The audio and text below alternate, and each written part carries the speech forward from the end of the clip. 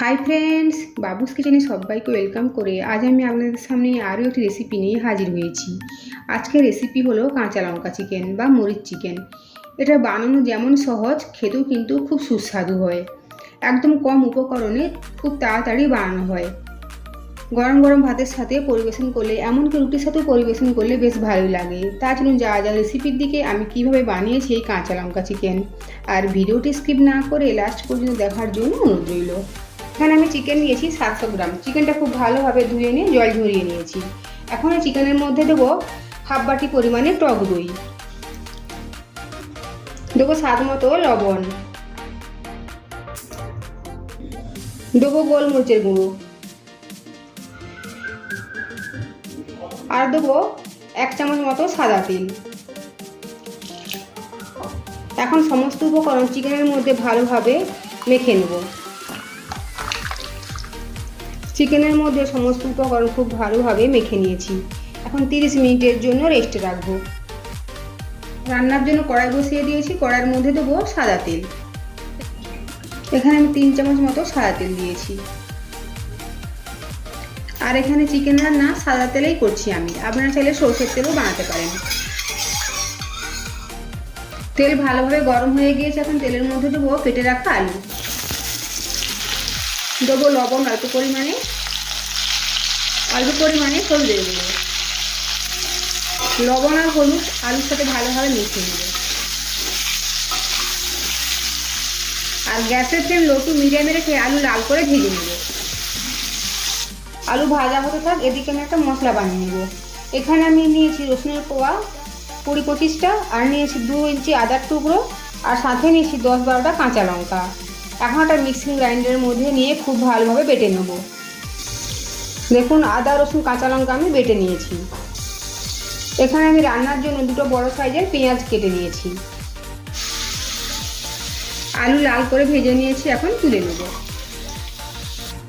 কড়াইতে দেবো আরও 1 চামচ মতো সাদা তেল, আর তেলের মধ্যে দেবো ফোড়নে গোটা জিরে, তেজপাতা, লবঙ্গ, এলাচ, দারচিনি। ফোড়ন ভালোভাবে ভাজা হয়ে গিয়েছে। এখন দেবো কোচানো পেঁয়াজ। পেঁয়াজের মধ্যে দেবো হাফ চামচ মতো লবণ।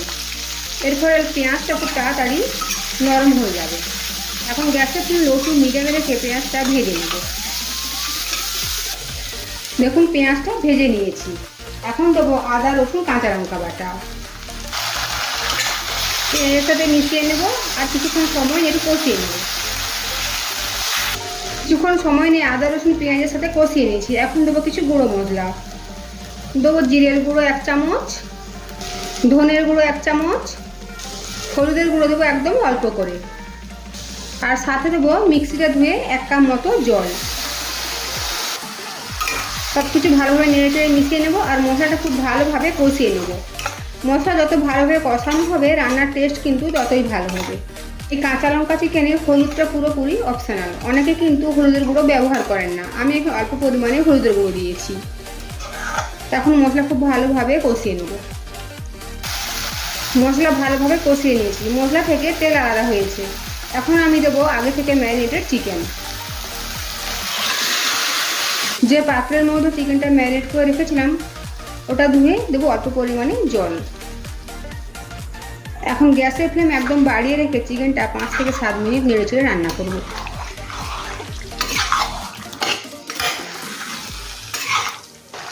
গ্যাসের ফ্লেম বাড়িয়ে রেখে প্রায় 5 থেকে 7 মিনিট সময় নিয়ে চিকেনটা রান্না করে নিয়েছি। এখন দেবো আগে থেকে ভেজে রাখা আলু।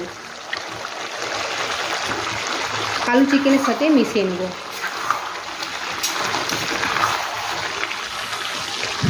আলু চিকেনের সাথে খুব ভালোভাবে মিশিয়ে নিয়েছি। এখন গ্যাসের ফ্লেম কমিয়ে দেবো, আর ঢাকা চাপা দিয়ে চিকেনটাকে খুব ভালোভাবে কষিয়ে নেব। আর মাঝে মাঝে ঢাকা খুলে নেড়ে দিতে হবে, নইলে চিকেনটা তলায় বসে যেতে পারে। দেখুন, চিকেন খুব ভালোভাবে কষানো হয়ে গিয়েছে। চিকেন থেকে তেল আলাদা হয়েছে। প্রায় মিনিট 15 সময় নিয়ে আমি ঢাকা চাপা দিয়ে চিকেনটা কষিয়ে নিয়েছি, আর মাঝে মাঝে ঢাকা খুলে চিকেনটাকেও নেড়েও দিয়েছি। চিকেন আর আলু অনেকখানি সেদ্ধ হয়ে গিয়েছে। এখন দেবো পরিমাণ মতো জল। এখানে আমি চিকেনের পাতলা ঝোল বানাবো, তাই জলের পরিমাণটা বেশি দিচ্ছি। এটা গরম জল। সাথে দেবো 4টে কাঁচা লঙ্কা, মুখগুলো একটু চিড়ে নিয়েছি। আর এই রান্নাতে ঝালটা পুরোপুরি কাঁচা লঙ্কা থেকে আসবে, এখানে গুঁড়ো লঙ্কার ব্যবহার হবে না।